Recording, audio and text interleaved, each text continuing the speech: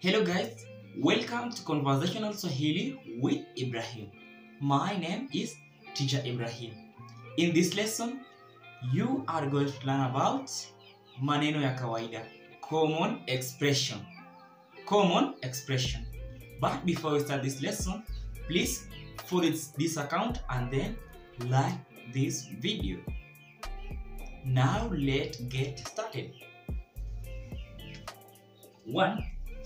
Ndio, ndio. Yes. 2. Hapana, hapana. No. 3. Tafadhali, tafadhali. Please. 4. Asante, asante. Thank you. 5. Samahani, samahani. Excuse me. 6. Pole, pole. Sorry. 7. Karibu, karibu. You are welcome. 8. Sawa, sawa. Okay. 9. Sielewi, sielewi.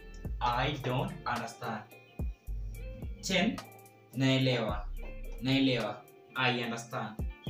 Now for more options, if you want to learn Swahili with Ibrahim, you can contact this number +254 769 001669 WhatsApp number. Don't forget to follow this account and like this video for more options.